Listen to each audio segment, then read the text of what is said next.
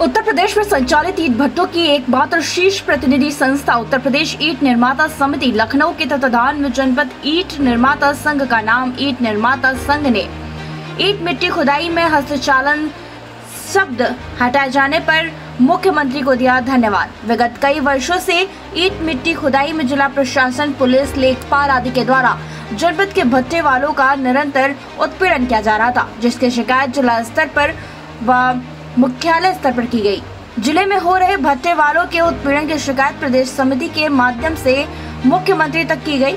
मुख्यमंत्री ने वित्त मंत्री सुरेश खन्ना को समस्या का समाधान निकालने हेतु निर्देशित किया गया, जिसमें दिनांक 10 अक्टूबर 2023 को उत्तर प्रदेश सरकार की कैबिनेट में स्वीकृत हो जाने के बाद ईंट मिट्टी खुदाई के नियमों में परिवर्तन कर मशीन से 2 मीटर तक मिट्टी खुदाई करने की छूट दी गई है। यह सभी जानकारी आयोजित पत्रकार वार्ता में जनपद ईंट निर्माता समिति फर्रुखाबाद समिति के अध्यक्ष कृष्णदत्त द्विवेदी एवं महामंत्री सुग्रीव सिंह गंगवार द्वारा संयुक्त रूप से मुख्यमंत्री का आभार किया गया।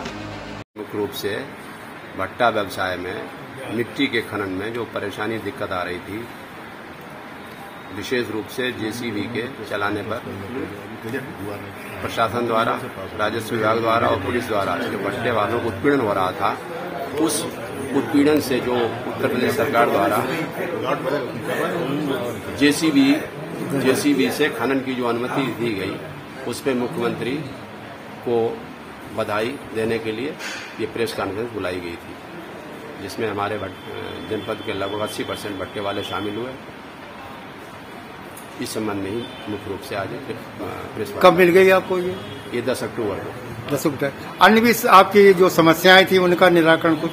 अन्य बहुत सी समस्याएं हैं जो शासन स्तर पर विचाराधीन है और प्रदेश संगठन उन समस्याओं के प्रति जागरूक है और लगातार शासन स्तर पर, प्रशासन स्तर पर उन समस्याओं के निदान और समाधान के लिए प्रयास कर रहा है। मुख्य और क्या क्या आपकी समस्याएं हैं जो पेंडिंग में पड़ी हैं?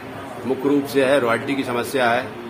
मुख्य रूप से बहुत प्रदेश में जो अवैध भट्टे चल रहे हैं, जो 2012 की गाइडलाइन है, उसके हिसाब से बहुत से भट्टे नए लगे हैं, उनको पोल्यूशन स्वच्छता प्रमाण पत्र नहीं मिल रहा है। उसके लिए भी शासन स्तर पर प्रयास हो रहा है।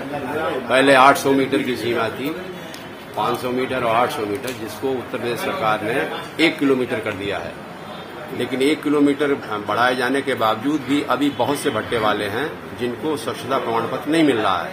इस प्रयास के लिए इस काम में भी उत्तर प्रदेश सरकार का जो हमारा संगठन है वो लगातार प्रयास कर रहा है और कोशिश कर रहा है ये 1.5 किलोमीटर या 2 किलोमीटर हो जाए, जिससे कि हमारे जो नए भट्टे लगे हैं 2012 के बाद या 2012 की गाइडलाइन से प्रभावित हो रहे हैं, उनको भी स्वच्छता प्रमाण पत्र मिल सके और वो नियमित रूप से अपना व्यापारिक कारोबार कर सके। पिछली बार आपने बताया था कुछ सीमित ही भट्टे चलेंगे, कोई नया शासनादेश आया?